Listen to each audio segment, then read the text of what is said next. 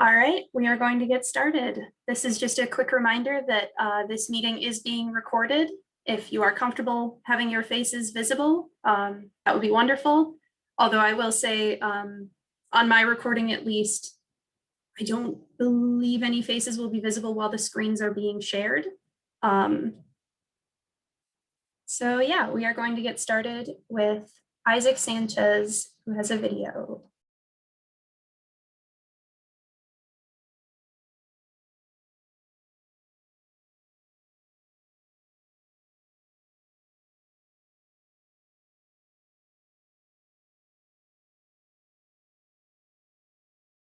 Hello, my name is Isaac Sanchez, and today we'll be talking about CO2 capture materials. Before I get started, I'd like to thank the Sustainability Expo for letting me present this year. I am from the University of Minnesota Morris, and my research mentor was Karen Nell.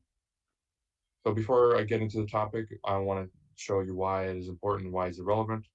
So according to climatenasa.gov, as of May 2020, atmospheric CO2 concentrations were approximately 414 parts per million, and this is compared to pre-industrial levels of 280 parts per million. So during this presentation, I'll be talking about research that can potentially impact the climate of our beloved Earth. And the definite increase in CO2 concentrations is one of the major contributors to global warming and needs to be dealt with. So here's the CO2 molecule. It is a nonpolar structure, but even though it is nonpolar, it has partial negative and partial positive charges on the atoms themselves, and this will become important throughout this presentation. So the research that I've conducted with Karen Nell looked at covalent organic frameworks. I'm going to be referring to them as COFs from now on. They're made up of covalent bonds containing carbon, hydrogen, boron, oxygen, and nitrogen bonds. They're a porous material, and they're highly selective depending on what types of stuff you add to the COF themselves. And there are two main components to the COF, the first being the base unit, highlighted by these arrows, and the second part being the organic linkers, again, highlighted by these arrows. And here is an example of some more COFs, but the same generic structure of the base units and the organic linkers are seen throughout all of these COFs. And what I like to think of a COF is think of a sponge. It can absorb the material and it has porous holes, but unlike a sponge, COFs have lattice-defined holes and lattice-like structures, and these holes are uniquely defined throughout every individual COF. So there are two questions I needed to ask myself before synthesizing a COF. The first question was, what type of functional group will work best with the organic linker? I discovered amine functional groups work best for selectivity of CO2. And the reason is the the hydrogens on the amine are partial positive and then hydrogen bonding to those partial negative oxygens on the CO2. And then I also found fluorine containing organic linkers also contributed to this increase in selectivity for CO2. The reason being their electron withdrawing group, and this takes in those electrons, makes these hydrogens more partial positive or acidic, and then hydrogen bonding to those CO2 molecule as well. Now, the second question I need to ask myself was what type of base units should I use? So some parameters I have was, is it thermally stable? Is it a green synthesis process? And is it selected for CO2 or not? And as you know, boronic acids are not a green process, so I did not choose boroxanes or also boronic esters. I went with a triazine framework, and the reason I did that is because these nitrogens are electron withdrawing atoms, allowing the organic linkers to be more partial positive, and also it is an aromatic structure and allowing the overall COF to be more thermally stable. So here's my theoretical COF synthesis. I have my organic linker. I had I have three different types of electron withdrawing groups which I add. I go through a couple of reactions, and then I add the amine groups here. So I have my electron groups, amines, and now the last piece is to add the triazine framework. Add the triazine framework with the electron withdrawing group and the amine group, and thus this will hopefully increase selectivity for CO2 by a lot compared to traditional COF molecules, COF structures. So how is this applicable? So COFs can be used as a filter for CO2 capture, specifically in main flue gas streams, so coal power plants, and also they can be used as filter and exhaust pipes on cars. And this is a short-term rather than a long-term solution. This will show that we are making a transition to greener processes. Hopefully, this will encourage a gradual transition to 100% renewable fuel sources, because we can't keep on just capturing CO2 from coal plants. Coal plants, our coal is going to run out and fossil fuels are going to run out. So we need to have a different solution for that.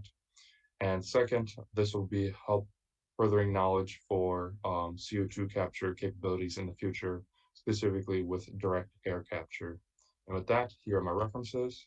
And are there any questions? Thank you.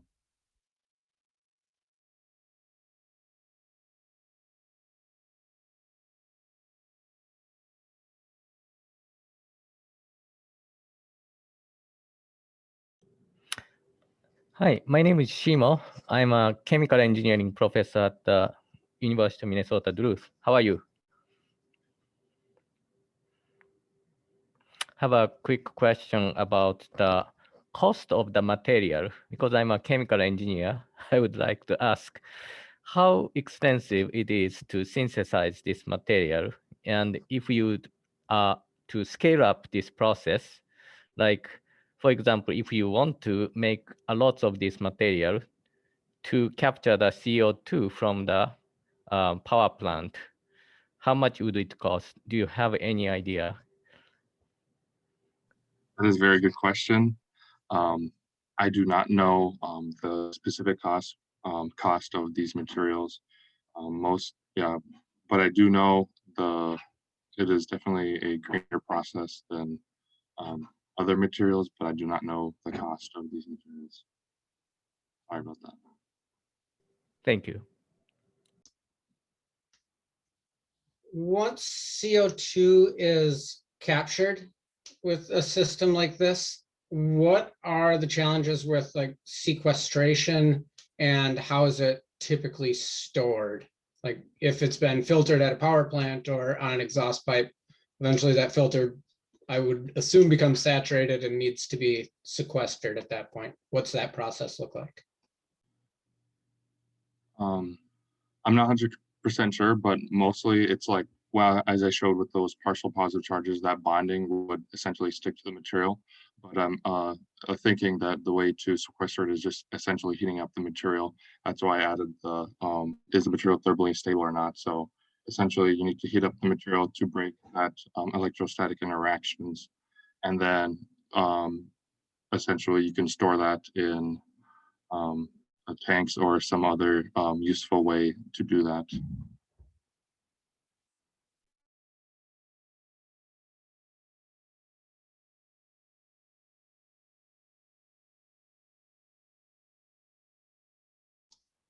One more question. In comparison to existing and traditional filtration systems that you'd see at a, let's say, coal-fired power plant right now, what is the potential increase in capture for a system like this? Like, are you saying how is it compared to right now, as in like as we speak, how is it compared to like traditional filters being used to capture CO2? Exactly, yeah. I'm not 100% sure about that.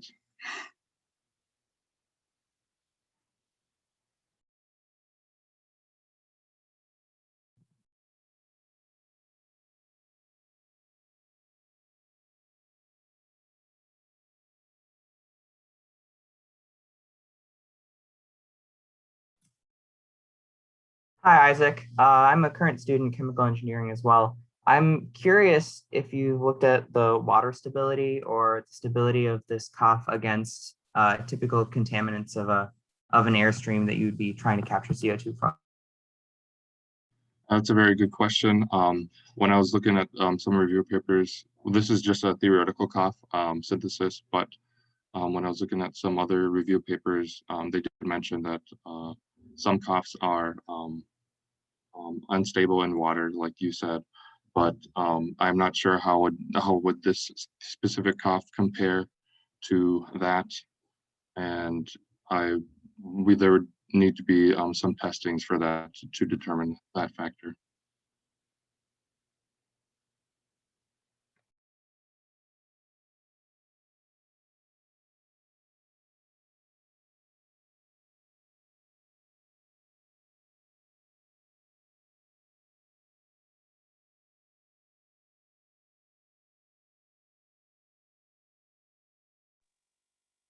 Hi, Isaac. I'm Rumbidzai. I'm with the Regional Sustainable Partnerships. Thank you so much for exploring the fact that porous materials can actually be an answer, even though short term. However, I'm curious, what made you explore, well, what really,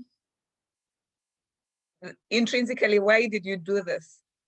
What made you curious and want to look at this? Yeah, that's a very good question. So basically, my main motivation is like trying to like obviously climate change is real, and it's definitely a big factor in like for our generation. And that was one of my main motivations, is looking into how could we capture CO2 from the air. So essentially just pondering on that fact. And then what got me to covalent organic frameworks, I like the aspect of it being complete organic, not looking at, like, there's metal organic frameworks as well, but some metals are precious and a limited resource. So that's one of the reasons I didn't choose metal organic frameworks. So yeah, essentially it was just mainly like being organic, green processes, and like the climate change aspect of the motivation there. Thank you very much, Isaac. We will now be moving on to the next presentation from Mele Gong, Alex Hawkins, and Nate Twardock. Hello, my name is Mei Lee, and I will be presenting with my teammates Alex and Nate. We're a group of CSE undergraduate students who are interested in increasing the accessibility of solar energy to community organizations. We came together to this project through a course here on campus, GCC 3011, Pathways to Renewable Energy. And for this class, we were prompted to develop a project that would advance an equitable energy transition. And from previous experience with solar energy installation projects through a shared student group of ours, Engineers Without Borders, we knew that there are a lot of resources in the Minneapolis metro area and also nationally geared towards helping specifically community organizations or nonprofit organizations get started with solar. And so we wanted to create a guide to kind of help compile these resources and make it a little less scattered. Or in any project starting solar, there's a lot of research you have to do. And so we decided to compile some of that early research to bring together those resources for community organizations to get involved with solar. And we made a website with that. And for our lightning talk, we'll be walking you guys through the website that we started for this. And I will be screen sharing that now. Can everyone see that okay? Okay, awesome. So in our About Us page, we kind of overview what I've just now very quickly in our lightning talk, talked about how we came together and our mission for this project, as well as a brief overview of how to use this website, which my teammate Nate will take over for. Yeah, so as we go to the About Us section, sort of see our mission and how to actually, sorry. Is there a lag when I'm screen sharing? No, you're good. Actually, could you go to the Y Community Solar page? Yeah. So yeah, first we wanted to define like what actually community solar is. So we define community solar as installations that directly benefit the community rather than like larger scale municipal operations. And we run through the benefits of why community solar is so important. We also put a couple articles, just local stories in the solar space for community solar. And we broke this down, and the real gist of this website was action items and how to get started with community solar. So if you go to the How to Get Started page, we've broken this down into on-site and off-site solar. So on-site solar is more of the traditional solar installation where you're installing solar on your own property. Alex is going to run through some resources, but then we also broke it into off-site solar. And the off-site solar option that we explored was called community shared solar, where people buy sort of plots in that solar garden. And Alex is going to talk a little bit more about the resources that we compiled for on-site and off-site. Yeah, so as Nate said, there's sort of two main options, and once you've read about them a little bit, you should have a general idea of which is best suited for you. So you can click on, let's start with on-site. You click learn more, and it'll take you to our on-site page, and then there's sort of 3 steps to doing any on-site project. The first one is site analysis, where you just sort of check out, is this going to be a viable option? How many panels do I need? That sort of thing. Then from there, you'll want to go on to funding. There's often a high upfront cost to any solar project. So we've compiled a couple of resources that sort of try and make it easier for anyone to get started with that. And then finally, installation. We have linked the MNSEIA website, which has a list of solar installers in the Twin Cities and across the state. So then if you go back and if you think that offsite would be a better option for you, you can go to our offsite solar page, and we've linked a couple of websites that really nicely walk you through all the steps for getting involved with that. Yeah, so that is the overarching structure of our website. And one of the kind of calls to action or conclusions that we do still have for this is, if you as experts in the energy or solar energy field see this and have resources that come to mind, totally we can put our emails and our contact in the chat. We would love to hear about more resources that you know about for community or private solar installation that you think would fit for this website or this guide, and add it to our growing pile of organizations that are really looking to help communities get connected with solar. So with that, we can totally transition to Q&A. And if you want to see any more of our resources that we found or walk through any other parts, just ask, and we can do that in this time too.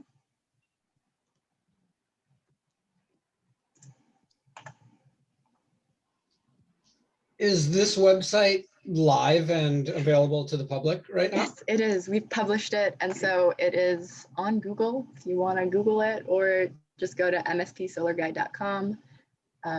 Yeah.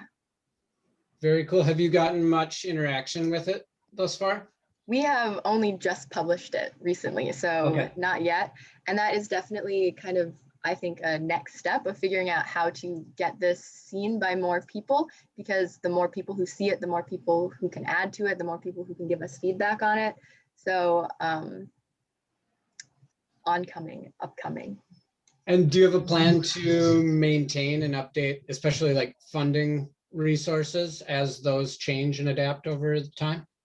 Yeah, so one of the issues with the website that we've already found, and Alex can speak to this more, is it's expensive. Surprisingly expensive to maintain a domain website.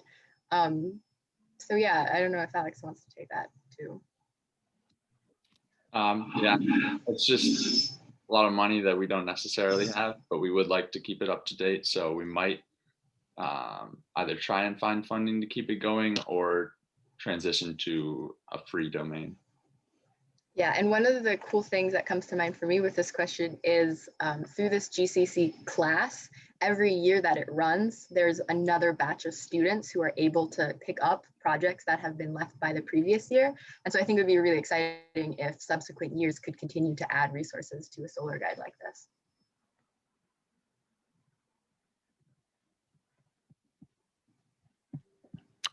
I like the website, but I have a just out of curiosity, I would like to ask, why did you choose the domain .com?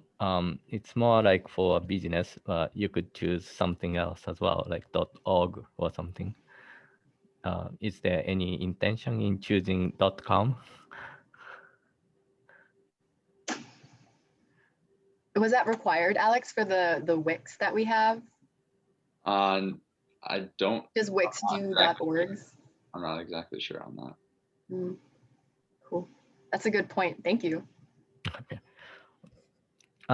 Another question about, for example, tax benefit of like installing solars. I just filed tax like 3 days ago, And of course, there are some information that you can enter about whether you renovated your house with solar or something. Mm. Do you have that kind of resource on this website? Oh, we don't go directly into the legal things of it. That would be a good additional like on-site resources section to add. I do know that some of the funding resources that we have, there's this challenge I've since learned about from this project, that the tax credits that are given to homeowners for installing solar don't always get to transfer to nonprofits or community organizations. So some of these specialty nonprofit solar financing companies are able to collect the tax credits or tax benefits and transfer that back over into the community organization through their financing model. So I don't believe that nonprofit or community organizations would be able to directly receive tax benefits, but they can, if they run through these third-party financing operations, still have a reduced cost to their solar installation through those tax benefits. I see. So the primary target of this website is the community, not the household. Yeah, That it's okay. Thank you. totally. Hello, judges. I'm Beth Mercer Taylor, and I'm the instructor, and I've just been present in the chat. So in case you wanted to see my running commentary, I just thought I would let you know. I had not yet seen this project, so I'm new to it as well as you are.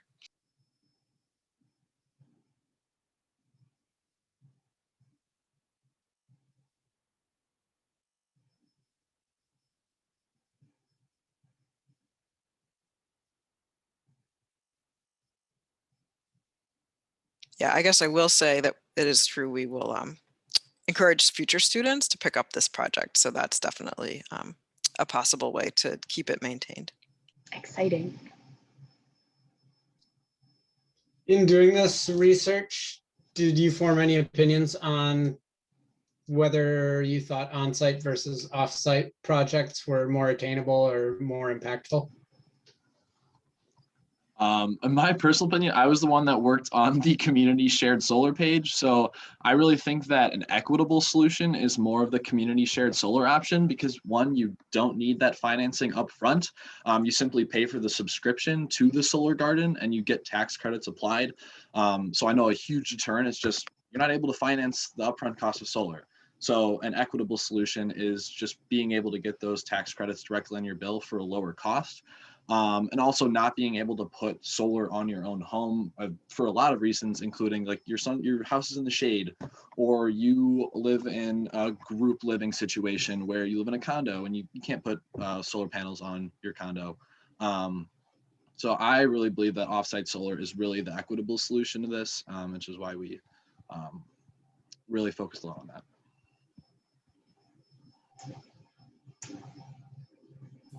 All right, thank you all very much. We are going to move on to our next presentation, which is from Tien Nguyen.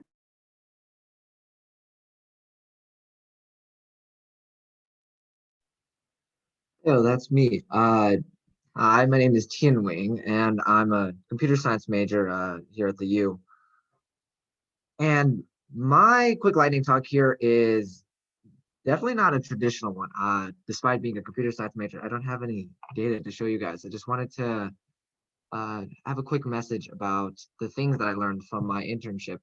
I'm taking this class in Sustainability 4096, where we're linked up with an organization that would need an intern to do any sort of work related to sustainability. And if you go to the next slide, this semester was linked up with the Minnesota Renewable Energy Society, and every single summer for the past, I think 23 years, they hold this event where it's very similar to robotics. You build, instead of a robot though, you build a boat that just has a solar panel on top of it. And that powers the main motor on the boat. They'll have races, endurance races, sprint races. And it's overall a great opportunity for students to get involved with solar energy. Now, when I began my work with MRES, they asked me to just make like a promotional video just for the Solar Boat Regatta event, just so that they could increase participation and spread the reach and awareness of it to as many high schools as they could throughout the region. And I'll be honest, as a computer science student, I was initially disappointed. I wanted some sort of application of like data science or some sort of like research position in order to apply computer science skills towards environmental sustainability.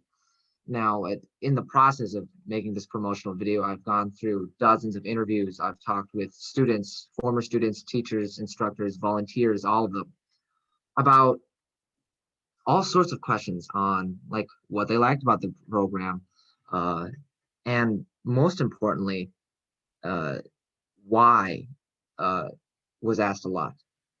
I asked the question like why they joined and what they found to be the main reason why they believe that this event in general played a larger role in the environmental sustainability movement. And if you go to the next slide, a common answer that I noticed throughout all of the interviews that I conducted was a shared passion for environmental sustainability and clean energy. All the teachers and volunteers always talked about how great of an opportunity this was for the students and how much they valued and were aware the importance of renewable sources of energy. And that got me thinking about just my work in general, and like almost the tangibility of results. If you go to the next slide, we're in the sustainability field, and very often it's not very glamorous work.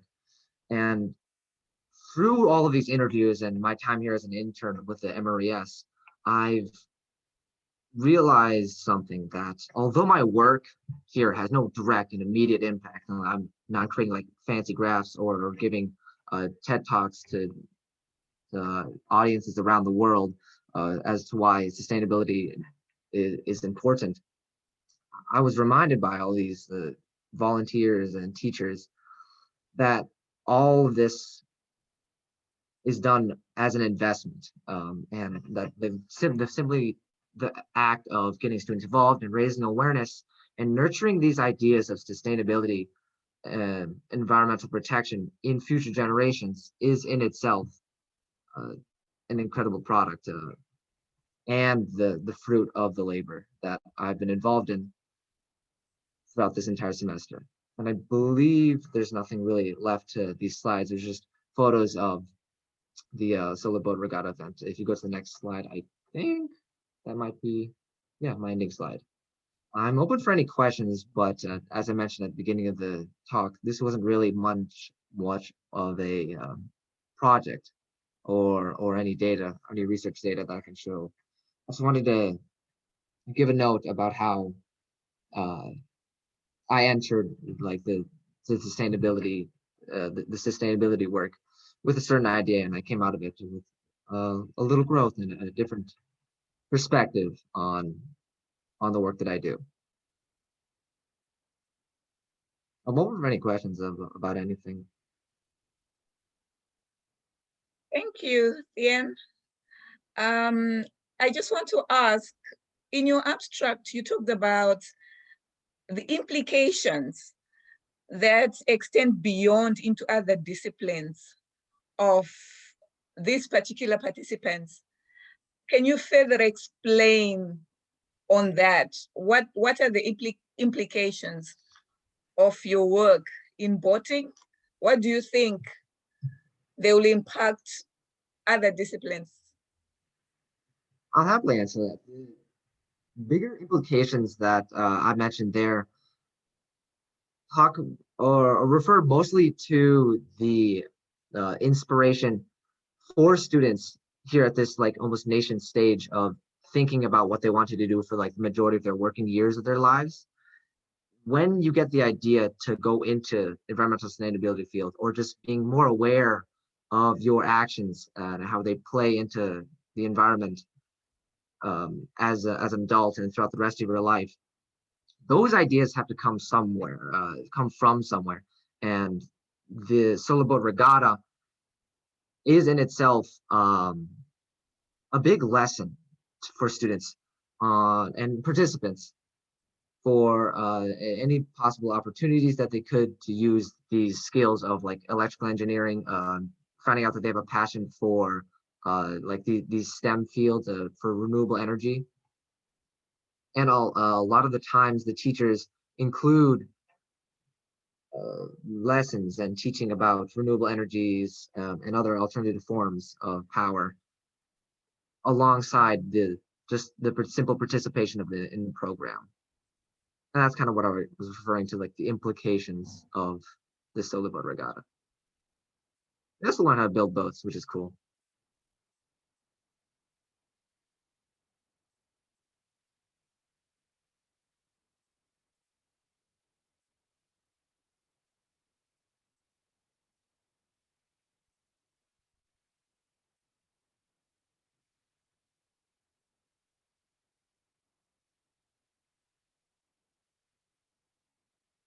Any more questions?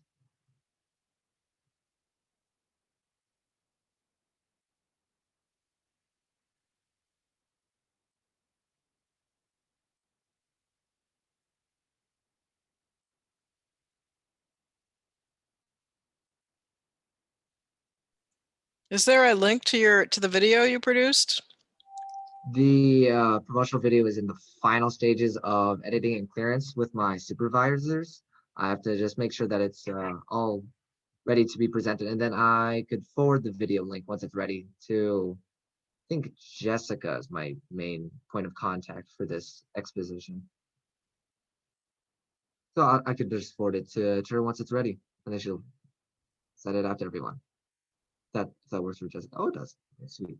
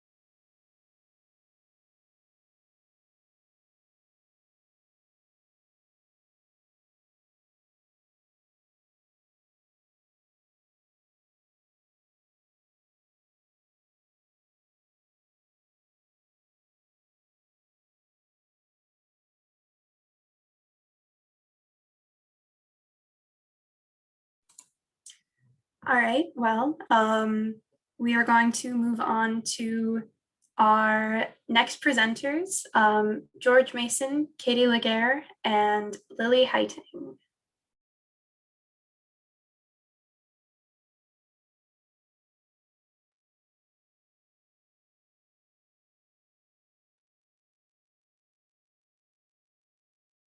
I'm George Masson, and I'm happy to be joined by Lily Heiting and Katie Laguerre, two dedicated and talented volunteers with the Institute on the Environment's Undergraduate Leaders Program.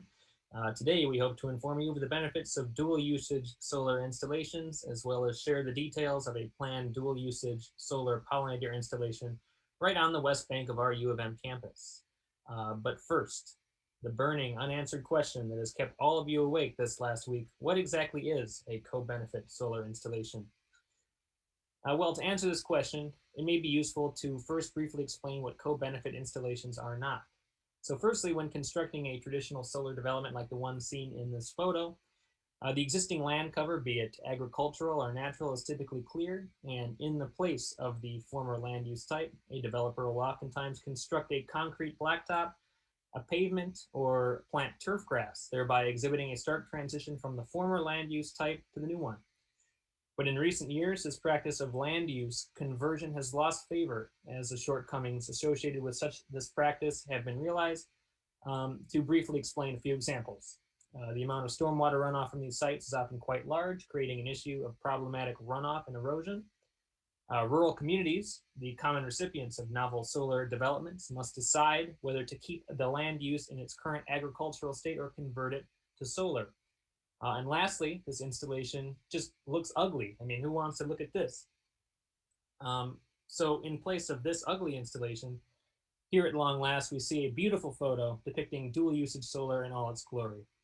And dual usage solar is therefore the introduction of some other cohabitating environmental, social, or economic mechanism to the solar installation itself. And in this example, we see perennial pollinator grasses and flowers planted around and underneath the solar panels. In the background, a series of 3 agricultural silos. Really gone are the days of single-use solar installations. Make way for this beautiful site instead. And now you're probably thinking, that's all good and nice, but how is this really more beneficial than the alternative? So I'll pass it over to Lily, who will explain some of the benefits. So there are many benefits of this type of solar development. For one, the land beneath can be used both as a site for solar, but also for native and flowering vegetation, which provides a habitat that attracts and supports native insect pollinators. The flourishing vegetation can even boost energy production from the solar panels as it shades the ground and increases evaporation, which in turn cools the panels and it increases energy output.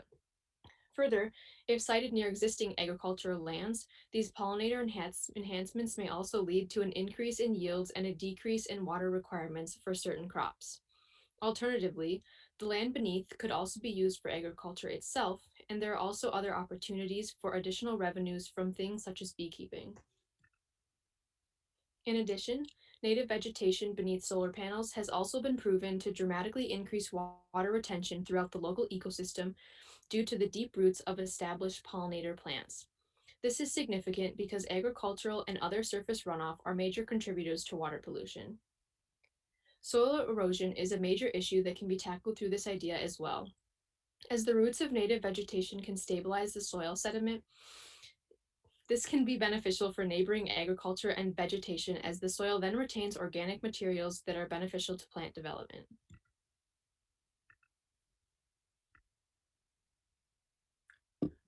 One of our team's goals is to transform a 1.2 acre solar array on West Bank that is currently overgrown into a pollinator habitat, for which we have received a Living Lab grant.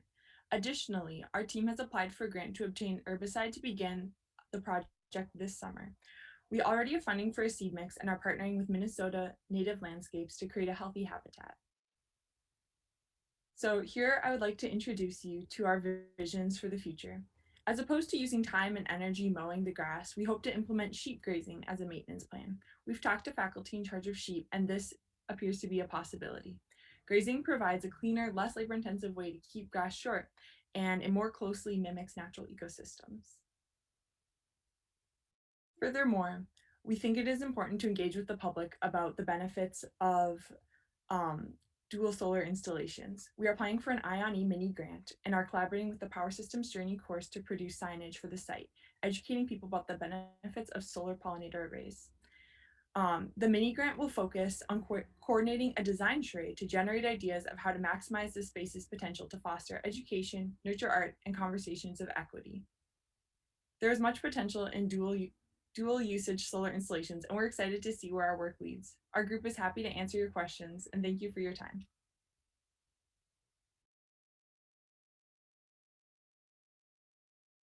I don't know about you all, but that was the coolest video I've ever seen in my whole life.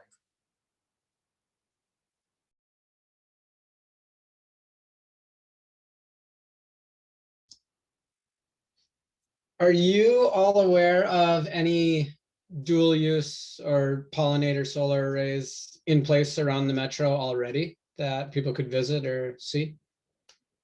Yeah, there are quite a few of them actually.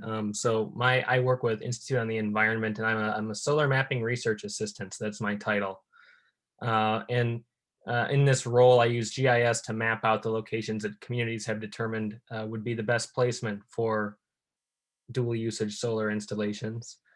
In the Twin Cities, I mean, I could give you a list, and the names are currently escaping me. I think the closest one's in Ramsey, Minnesota.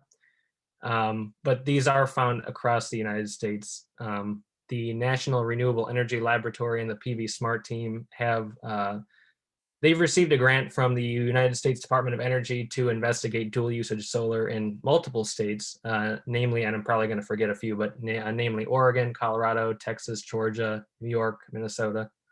So this is rolling out, and this is actually found in quite a few places. Very cool. Are there any stats available about like the carbon benefit of a dual use site as opposed to what you posed as like a traditional site with concrete pad under it? Yeah, I can't just off the top of my head pull off, numbers, carbon statistic numbers, but there have been multiple papers that have elaborated on the benefits of carbon storage within the soil. So as you can imagine, row crop agriculturals, as well as conversion to a blacktop, is sort of a concession, if you will, to storing carbon in the soil. A lot of that stored carbon that is contained in the organic plant material under the surface is lost. Yeah, I see there's a comment there about soil carbon sequestration. But yeah, so anyways, the benefit for carbon sequestration would be within that organic plant material stored in the pollinator roots, the perennial pollinator roots.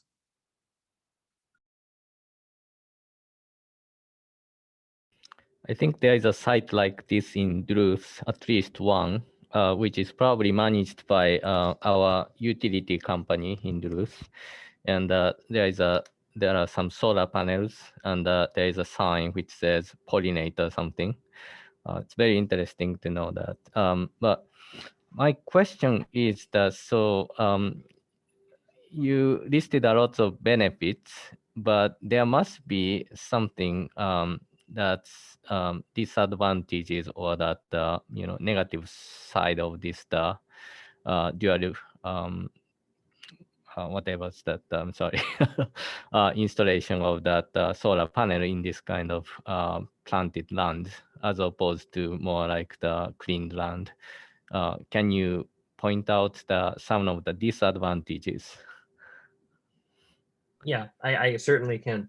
In my work with Murray County, Minnesota, in throwing community engagement sessions, a common item of feedback that we received was, one, people don't want to look at solar installations. They're considered an eyesore. Although perennial pollinator grasses and flowers increase this sort of visual quality and make it less of an eyesore, people just generally do not want to look at solar panels in their community. And so when asking where should we site solar panels, one of the most common items of feedback was, can you put it somewhere where I don't see it, or that it isn't in my yard, or it isn't in my neighbor's yard? And it's like, oh, okay, we'll put it in nobody's neighbor's yard, kind of difficult. But yeah, another item, I mean, we've discussed this at great lengths with the people at the National Renewable Energy Laboratory. The current political climate is one that's kind of toxic to any kind of green energy. And as such, green energy and solar panels are kind of viewed by some as like, oh, this is just a way to remove prime farmland and high crop productivity farmland into some sort of green energy solution, and we don't want that. So trying to navigate community opinions while also trying to advocate for the rollout of green energy has been somewhat of a an item of precedent for us, really going forward. But I would say, namely, just that visual appeal, and then also the stigma around green energy, which is sort of unfounded, I'd say, but this is my opinion. Yeah, and if Thank I could add to that, it can be kind of costly to maintain the grass. So like coming and mowing it every year or two. And that's why, for example, Minnesota Native Landscapes uses like sheep to graze it.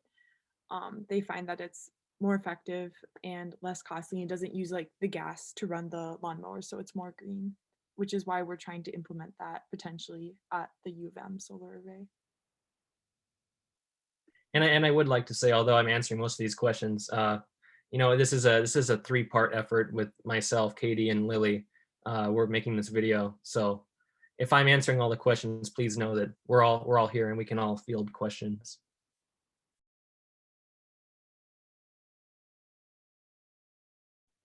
you mentioned the sheep, but it's the grazing by sheep is very interesting idea, but I don't know how it works in a urban kind of setting. You can you can have a solar panel and pollinator plants and then sheep all together in a rural area.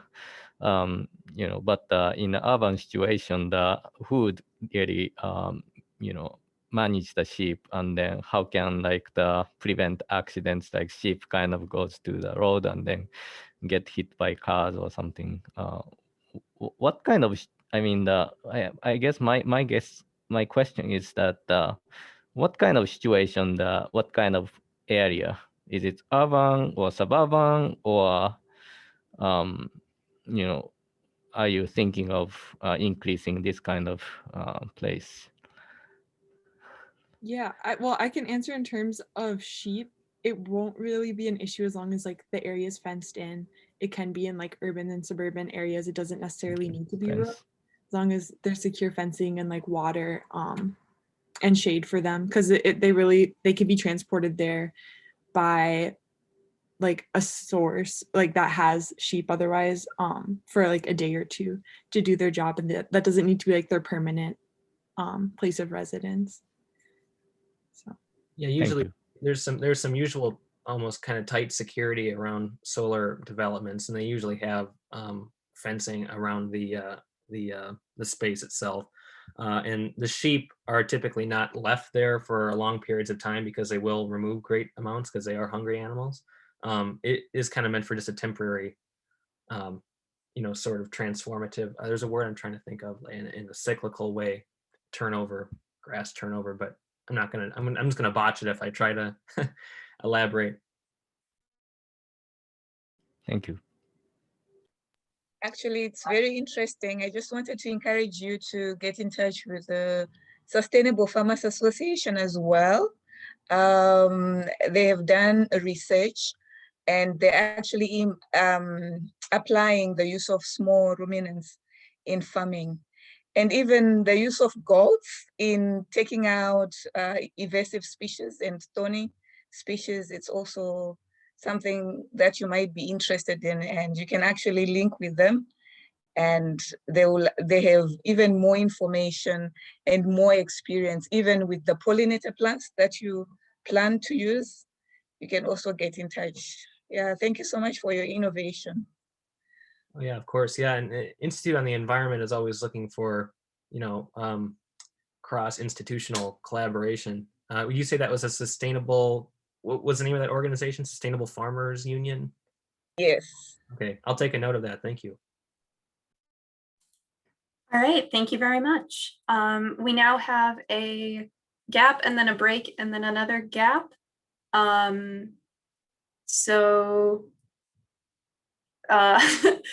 We will be starting the next presentation at 1:27. So if everyone could be back here by 1:25-ish, that'd be great. Feel free to turn your cameras off, go get some water.